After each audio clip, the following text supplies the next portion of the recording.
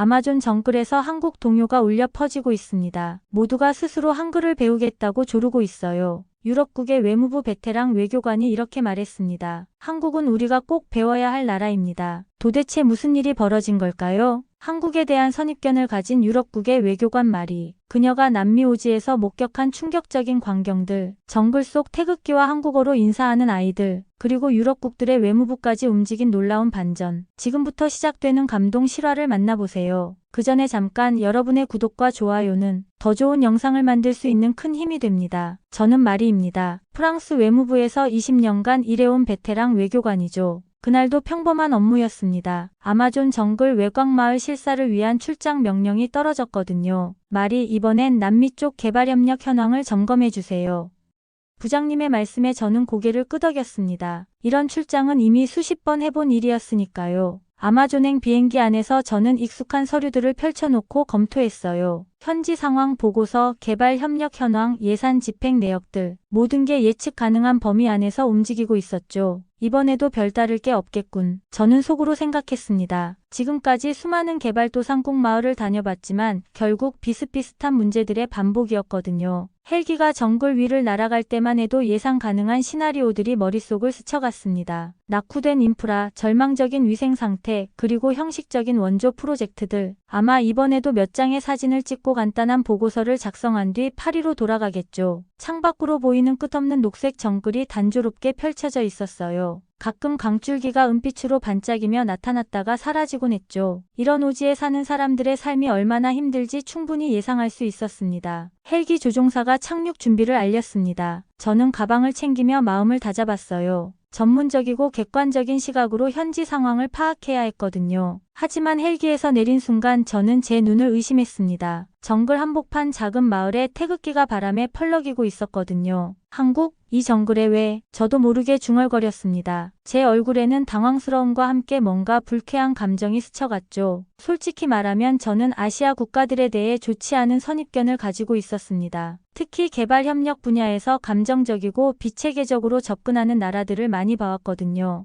일본에서의 쓰라린 경험 때문에 아시아 전체에 대한 경계심이 컸어요. 도대체 어떻게 한국이 이런 오지까지 들어온 거지? 의문이 꼬리에 꼬리를 물었습니다. 프랑스도 쉽게 접근하기 어려운 이 지역의 말이에요. 게다가 한국 같은 작은 나라가 이런 곳에서 뭘 할 수 있다는 건지 의구심이 들었어요. 마을 입구에서 저를 맞이한 건 현지 주민들의 밝은 표정이었습니다. 그들의 얼굴에는 절망 대신 희망이 가득했어요. 이상했습니다. 보통 이런 오지 마을에서는 외부인을 경계하거나 무관심한 반응을 보이는데 말이죠. 아이들이 제 주변으로 몰려와서 호기심 어린 눈빛으로 바라보고 있었어요. 그들의 옷은 깨끗했고 얼굴에도 생기가 돌았습니다. 뭔가 다른 오지 마을들과는 확실히 달랐죠. 뭔가 다르다. 저는 직감적으로 느꼈습니다. 이 마을에는 분명 특별한 변화가 일어나고 있었어요. 하지만 그 변화의 중심에 한국이 있다는 사실이 저를 더욱 의아하게 만들었습니다. 마을 상황은 제가 예상했던 것보다 훨씬 심각했습니다. 전기는 하루에 몇 시간만 들어오고 깨끗한 물을 구하기도 어려웠어요. 학교라고 부르기엔 너무 초라한 건물에서 아이들이 공부하고 있었죠. 역시 전형적인 낙후 지역이군. 저는 마음속으로 중얼거렸습니다. 그런데 놀라운 건 이 모든 현장을 관리하는 게 한국 NGO 팀이었다는 거예요. 마을 중앙에 있는 작은 사무실에서 한국인 남성이 나와서 저를 맞이했습니다. 강현수라고 자신을 소개하더군요.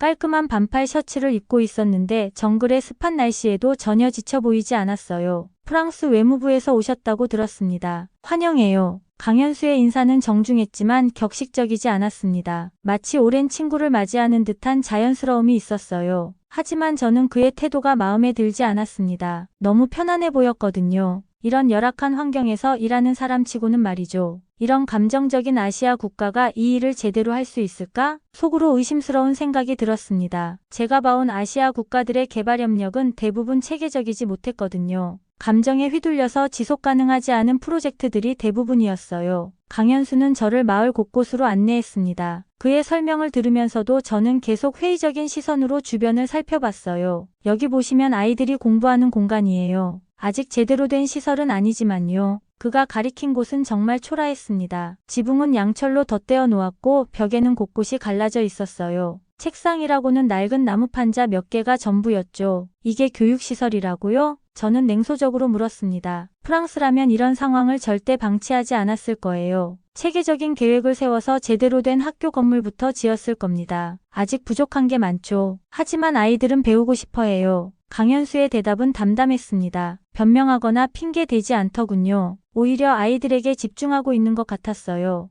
의료시설 상황은 더욱 심각했습니다. 간이 진료소라고 하지만 기본적인 의료 장비도 제대로 갖춰져 있지 않았어요. 약품 보관함도 낡았고 침대는 고작 3개뿐이었죠. 응급환자가 발생하면 어떻게 하죠? 헬기를 불러서 도시병원으로 이송해야 해요. 하지만 날씨가 나쁘면 그것도 쉽지 않죠. 강현수의 말에 저는 고개를 저었습니다. 이런 식으로는 근본적인 해결이 불가능했어요. 프랑스 방식이라면 먼저 의료진을 충분히 확보하고 최신 장비를 들여와서 제대로 된 의료시설을 구축했을 겁니다. 급수시설도 마찬가지였어요. 간이 정수장치 하나로 마을 전체의 식수를 해결하려고 하고 있었죠. 비가 많이 오면 흙탕물이 섞여 들어오고 건기에는 물이 부족해졌어요. 이런 임시 방편으로는 안 되죠. 장기적인 계획이 있나요? 저는 직설적으로 물었습니다. 서구식 개발협력의 핵심은 체계적이고 지속가능한 시스템 구축이었거든요. 단계별로 진행하고 있어요. 주민들과 함께 우선순위를 정해가면서요. 강현수의 답변은 여전히 구체적이지 않았습니다. 주민들과 함께 한다는 건 좋은 말이지만 전문성이 부족한 현지인들의 의견만 들어서는 효과적인 개발이 어려워요. 저는 점점 실망감이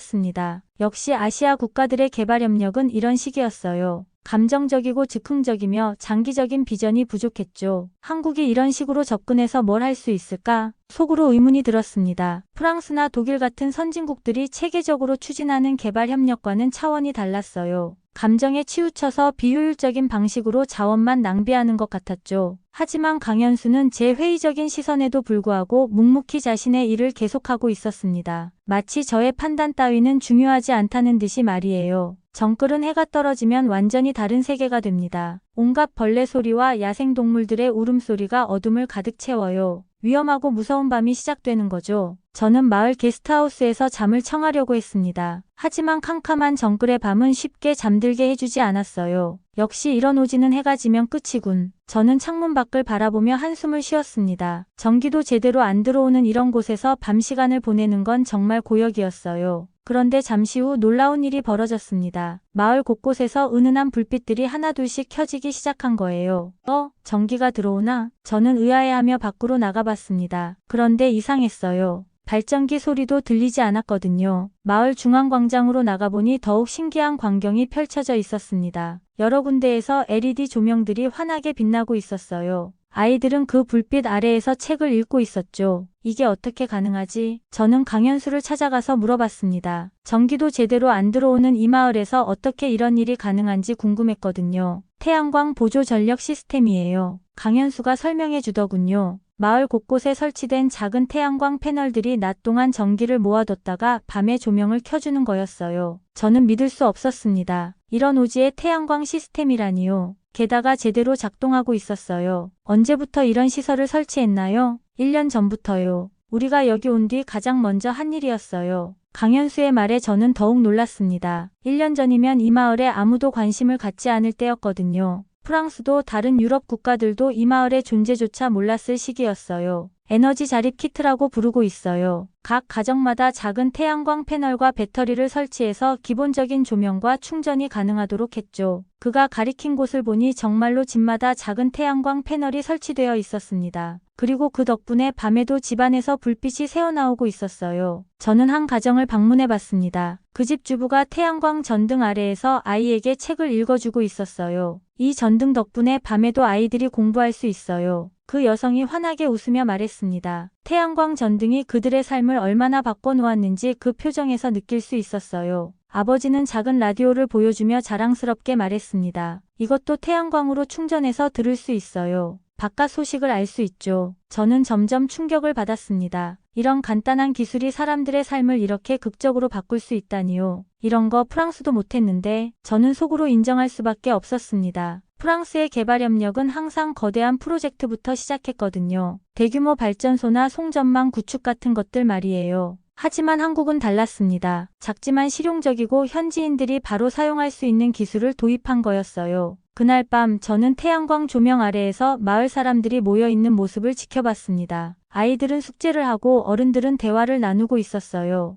예전에는 해가 지면 모든 활동이 멈춰야 했을 텐데 이제는 밤에도 마을에 생기가 넘쳤습니다. 한국 기술이 이렇게 실용적이었나? 저는 제 선입견을 돌아보게 됐습니다. 첨단 기술이 아니어도 사람들에게 정말 필요한 기술을 적절히 활용하는 것, 그것이야말로 진정한 개발 협력이 아닐까 하는 생각이 들었어요. 그날 밤 저는 오랜만에 편안하게 잠들 수 있었습니다. 마을을 밝히는 은은한 태양광 불빛이 마음까지 따뜻하게 해주는 것 같았거든요. 다음날 아침 저는 일찍 일어나서 마을을 둘러보기로 했습니다. 아침 공기는 상쾌했고 새들의 지저귀이 정글 전체를 깨우고 있었어요. 어제까지만 해도 이런 오지가 불편하기만 했는데 뭔가 마음가짐이 달라진 것 같았습니다. 마을 한복판을 걷다가 저는 정말 놀라운 장면을 목격했습니다. 아이들 몇 명이 돌담에 뭔가를 열심히 쓰고 있었는데 자세히 보니 한글이었어요. 가나다라마바사. 어린아이가 또박또박 한글을 따라 쓰고 있었습니다. 발음은 서툴렀지만 글자 모양은 제법 정확했어요. 더 놀라운 건 그 아이들이 한국 동요를 부르고 있다는 거였습니다. 아리랑 아리랑 아라리요. 스페인어와 포르투갈어만 들리던 이 마을에서 한국어 노래가 울려 퍼지고 있었어요. 정말 믿기 어려운 광경이었죠. 저는 그 아이들에게 다가가서 물어봤습니다. 누가 이런 걸 가르쳐줬니? 아이들은 서로를 바라보며 웃었어요. 그리고 한 아이가 NGO 사무실을 가리키며 말했습니다. 강 선생님이요. 하지만 우리가 먼저 배우고 싶다고 했어요. 이 말이 저에게는 더 큰 충격이었습니다. 강제로 가르친 게 아니라 아이들이 스스로 배우고 싶어 했다는 거였어요. 저는 강현수를 찾아가서 이 일에 대해 물어봤습니다. 아이들이 한글을 배우고 있던데 어떻게 된 일인가요? 처음엔 저희도 예상 못했어요. 어느 날 아이들이 한국어로 인사하는 법을 가르쳐 달라고 하더라고요. 강현수가 웃으며 설명했습니다. 아이들이 한국 봉사자들과 더 잘 소통하고 싶어서 먼저 한국어를 배우고 싶다고 했다는 거예요. 그래서 간단한 한글부터 가르쳐 주기 시작했어요. 그런데 아이들이 너무 열심히 배우더라고요. 저는 NGO 사무실 벽에 붙어 있는 한글 학습 자료들을 봤습니다. 정말 기본적인 자모음부터 시작해서 간단한 단어들까지 정리되어 있었어요. 아이들이 직접 만든 거예요. 강현수가 가리킨 건 아이들이 그린 한글 포스터였습니다. 서툴지만 정성스럽게 만든 게 느껴졌어요. 그 순간 한 아이가 사무실로 뛰어들어왔습니다. 안녕하세요. 완벽한 한국어 발음이었어요. 저는 깜짝 놀라서 그 아이를 바라봤죠. 마리아인데 한국어를 제일 잘해요. 강현수가 소개해 주더군요. 마리아는 자신 있게 저에게 한국어로 말을 걸어왔어요. 선생님은 어디서 왔어요? 프랑스에서 왔단다. 제가 대답하자 마리아는 눈을 반짝이며 물어봤어요. 프랑스어도 가르쳐 주세요. 저는 이 아이의 배움에 대한 열정에 감동받았습니다. 한국어도 모자라서 프랑스어까지 배우고 싶어 하다니요. 오후에는 아이들의 한국어 수업을 참관했습니다. 강현수가 아이들에게 한국의 문화에 대해 설명해주고 있었어요. 한국에는 김치라는 음식이 있어요. 매우 건강한 음식이죠. 아이들은 호기심 가득한 눈으로 듣고 있었습니다. 그리고 질문이 쏟아졌어요. 김치는 어떤 맛이에요? 한국 사람들은 모두 김치를 먹나요? 우리도 김치를 만들 수 있어요? 아이들의 순수한 호기심을 보면서 저는 깨달았습니다. 이건 단순한 언어 교육이 아니었어요. 문화 교류였고 진정한 소통이었죠. 한국 봉사자들은 자신들의 문화를 강요하지 않았습니다. 아이들이 궁금해하는 것들을 자연스럽게 알려주고 있었어요. 그날 저녁 아이들이 한국 동요를 부르는 모습을 다시 봤습니다. 이번에는 더 많은 아이들이 함께 부르고 있었어요. 아리랑 아리랑 아라리요. 그 노래가 정글 마을에 울려 퍼지면서 뭔가 특별한 분위기가 만들어졌습니다. 기술의 전파가 아니라 마음의 전파가 일어나고 있었어요. 저는 그 순간 한국의 개발 협력이 다른 나라들과 무엇이 다른지 알 것 같았습니다. 일방적인 도움이 아니라 서로 주고받는 교류였던 거예요. 아이들이 한국어를 배우고 싶어 한 것도 한국 문화에 관심을 보인 것도 모두 자발적이었습니다. 그리고 그 자발성이야말로 진정한 문화교류의 핵심이었죠. 그날 저녁 강현수는 저를 간단한 저녁 식사에 초대했습니다. 마을 사람들이 정성스럽게 준비한 현지 음식들이 식탁에 올라와 있었어요. 싱싱한 야채와 강에서 잡은 생선 그리고 직접 재배한 과일들이었죠. 이 모든 걸 마을 사람들이 직접 준비하신 거예요. 강현수의 설명을 들으며 저는 음식 하나하나를 천천히 맛봤습니다. 정말 신선하고 맛있었어요. 파리의 고급 레스토랑에서도 먹기 어려운 자연의 맛이었죠. 식사를 하면서 저는 점점 마음이 편해지는 걸 느꼈습니다. 어느새 경계심도 많이 누그러져 있었어요. 강현수가 현지에서 나는 과일로 만든 술을 따라주었습니다. 알코올 도수는 높지 않았지만 달콤하고 향긋한 맛이 났어요. 이 술도 마을 사람들이 직접 만든 거예요. 전통 방식으로 발효시킨 거죠. 한 잔, 두 잔 마시다 보니 제 마음속에 오랫동안 묻어두었던 이야기가 올라오기 시작했습니다. 사실 저는 아시아 국가들에 대해 좋지 않은 기억이 있어요. 저도 모르게 말이 흘러나왔습니다. 평소에는 절대 하지 않을 개인적인 이야기였죠. 강현수는 조용히 제 말을 들어주었습니다. 재촉하지도 않고 질문하지도 않았어요. 그냥 편안하게 기다려주는 느낌이었죠. 20년 전 일본에서 유학 생활을 했거든요. 국제관계학 석사 과정이었어요. 그때 기억이 생생하게 떠올랐습니다. 젊은 시절에 저는 정말 열정적이었어요. 동아시아 문화에 대한 호기심도 많았고 일본어도 열심히 배웠죠. 처음에는 정말 즐거웠어요. 일본 문화도 흥미로웠고 친구들도 많이 사귀었거든요. 하지만 그 행복한 시간은 오래가지 못했습니다. 어느 날 제가 연구하던 자료가 분실됐어요. 논문 작성을 위해 1년간 모은 귀중한 데이터들이었죠. 그 자료는 제 석사 논문의 핵심이었습니다. 일본 정부 기관에서 제공받은 독점 자료들도 포함되어 있었어요. 나중에 알고 보니 같은 연구실의 일본인 선배가 제 아이디어와 자료를 훔쳐서 먼저 논문을 발표한 거였어요.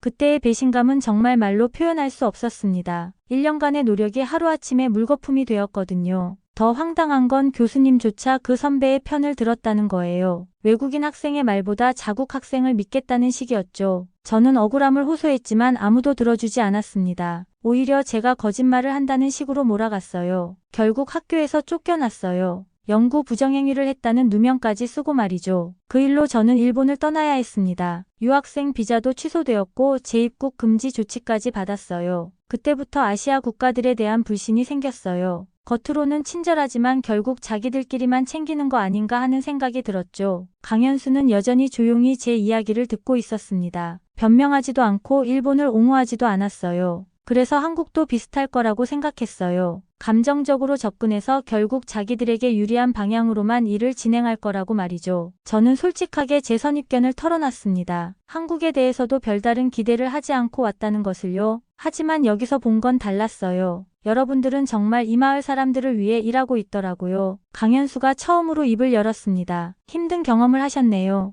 그런 일을 겪으시고도 이런 일을 계속하시는 게 대단해요. 그의 말에는 진심이 담겨 있었습니다. 동정이나 위로가 아니라 진정한 이해의 마음이었어요. 모든 아시아 국가가 같지는 않아요. 한국도 과거에 많은 상처를 받았거든요. 그래서 더 다른 나라 사람들의 아픔을 이해할 수 있는 것 같아요. 그의 말이 제 마음에 깊이 와닿았습니다. 한국도 힘든 역사를 겪었다는 걸 알고 있었지만 그것이 다른 나라를 도우는 동력이 된다는 생각은 해본 적이 없었거든요. 우리가 여기서 하는 일도 완벽하지 않아요. 실수도 많이 하고 부족한 것도 많죠. 하지만 진심만큼은 확실해요. 강현수의 말에서 진정성을 느낄 수 있었습니다. 허세나 과장이 아니라 정말 솔직한 마음이었어요. 그날 밤 저는 오랜만에 마음이 편해졌습니다. 20년간 가슴속에 묻어두었던 상처를 누군가에게 털어놓았다는 것만으로도 위안이 되었어요. 더 중요한 건 한국 사람들에 대한 제 생각이 바뀌기 시작했다는 거였습니다. 모든 아시아 국가가 같지 않다는 강현수의 말이 계속 머릿속을 맴돌았어요. 다음날 새벽 저는 빗소리에 잠에서 깼습니다. 처음에는 평범한 소나기려니 했는데 시간이 갈수록 비가 더 세게 내리기 시작했어요. 정글에서의 폭우는 정말 무서운 일이었죠. 창밖을 보니 하늘이 완전히 검은색이었습니다. 마치 밤이 다시 온 것 같았어요. 천둥 소리도 계속 울려 퍼지고 있었죠. 이 정도 비면 헬기 운항이 어려울 텐데 저는 걱정이 되기 시작했습니다. 원래 오늘 오후에 헬기를 타고 돌아갈 예정이었거든요. 강현수가 급하게 제 숙소로 찾아왔습니다. 얼굴에는 긴장한 기색이 역력했어요. 날씨가 너무 안 좋아져서 헬기 운항이 중단됐어요. 며칠 더 여기 계셔야 할 것 같습니다. 예상했던 일이지만 막상 들으니 당황스러웠습니다. 파리에서 기다리고 있을 일들이 많았거든요. 언제쯤 날씨가 좋아질까요? 일기예보로는 사흘 정도 더 비가 온다고 해요.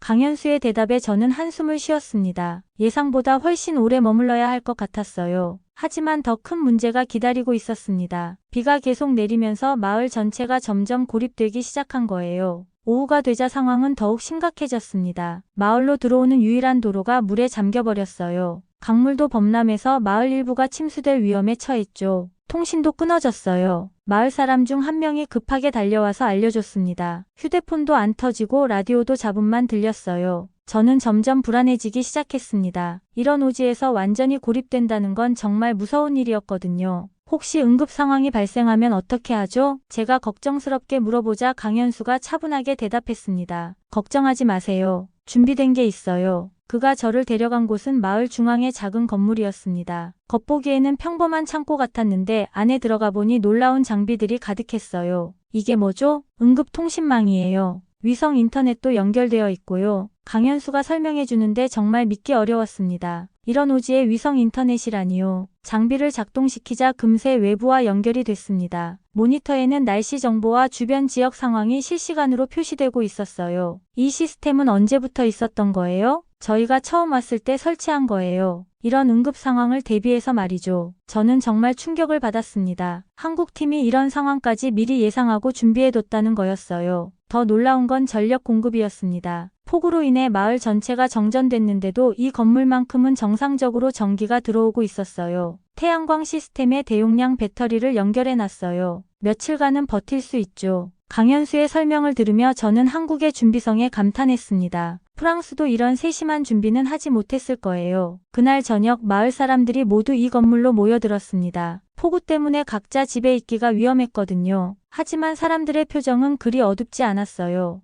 오히려 안심하는 기색이 역력했죠. 이런 일이 전에도 있었나요? 제가 물어보자 마을 이장이 대답했습니다. 작년에도 큰 폭우가 있었어요. 그때는 정말 힘들었죠. 하지만 한국팀이 온 뒤로는 이런 시설이 생겨서 훨씬 안전해졌어요. 그의 말에서 한국팀에 대한 신뢰가 느껴졌습니다. 단순히 도움을 받는다는 차원이 아니라 정말 믿고 의지하는 마음이었어요. 밤이 되어도 비는 계속 내렸습니다. 하지만 응급통신망 덕분에 외부 상황을 계속 파악할 수 있었어요. 근처 도시의 구조대와도 연락이 닿았죠. 이들이야말로 진짜 공공외교다. 저는 속으로 생각했습니다. 화려한 문화행사나 대규모 원조가 아니라 정말 필요할 때 도움이 되는 것. 그게 진정한 외교가 아닐까 싶었어요. 그날 밤 저는 한국의 개발 협력에 대해 완전히 다른 시각을 갖게 됐습니다. 시스템적이고 치밀하면서도 따뜻한 마음이 담겨 있었거든요. 위기 상황에서도 당황하지 않고 차분하게 대응하는 한국팀의 모습을 보면서 저는 제 편견이 얼마나 잘못된 것이었는지 깨달았습니다. 폭우가 그치고 3일 후 드디어 헬기가 마을에 도착했습니다. 파리로 돌아가는 길에 저는 계속 이 마을에서의 경험을 되돌아봤어요. 처음 왔을 때와는 완전히 다른 마음이었죠. 공항에서 파리까지 가는 내내 저는 보고서를 어떻게 작성할지 고민했습니다. 제가 본 것들을 어떻게 설명해야 할까요?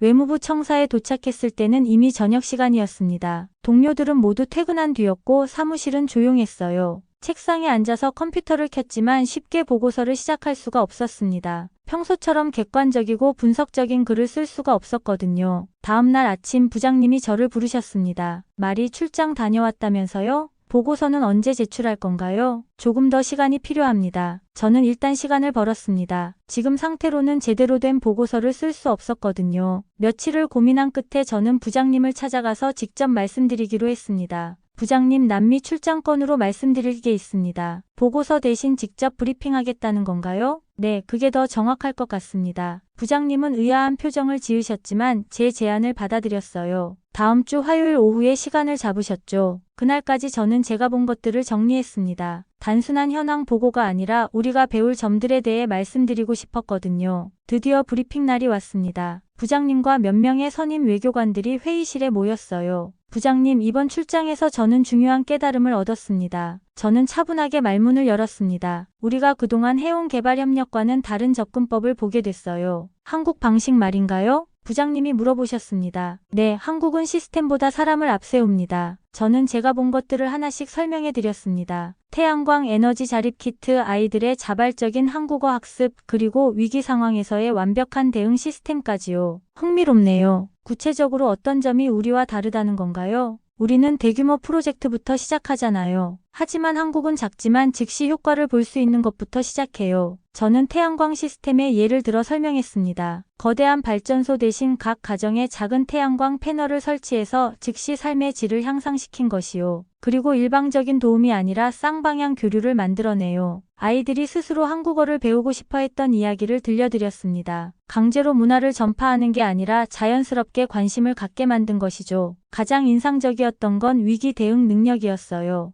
폭우 상황에서 보여준 한국팀의 준비성과 대응력에 대해 자세히 설명했습니다. 회의실이 조용해졌습니다. 모든 분들이 진지하게 제 말을 듣고 계셨어요. 그래서 제안이 있습니다. 저는 마침내 제가 준비한 핵심을 말씀드렸습니다. 이 마을을 한국 마이너스 프랑스 공동 프로젝트로 만들면 어떨까요? 공동 프로젝트요? 네, 우리는 한국에서 배우고 한국은 우리의 체계적인 시스템을 활용하는 거예요. 저는 구체적인 계획을 제시했습니다. 프랑스의 의료진과 교육 전문가들이 파견되고 한국의 적정 기술과 현지 밀착형 접근법을 결합하는 것이요. 부장님은 한참 생각하신 후 말씀하셨습니다. 말이 당신이 이렇게 열정적으로 말하는 걸 오랜만에 보네요. 그 말씀에 저는 깨달았습니다. 정말 오랜만에 일에 대한 열정을 느끼고 있었던 거예요. 이 프로젝트가 성공한다면 우리 개발 협력의 새로운 모델이 될 수 있겠네요. 부장님의 긍정적인 반응에 저는 안도의 한숨을 쉬었습니다. 2주 후 정식으로 한국-프랑스 공동 개발 협력 프로젝트가 승인됐습니다. 그 작은 정글 마을이 두 나라 협력의 시작점이 된 거죠. 저는 이 프로젝트의 프랑스 측 책임자로 임명됐습니다. 20년 외교관 생활 중 가장 의미 있는 임무였어요. 프로젝트가 시작된 지 6개월이 지났습니다. 저는 개인 휴가를 내고 그 마을을 다시 찾았어요. 공식 업무가 아니라 정말 개인적으로 보고 싶어서였죠.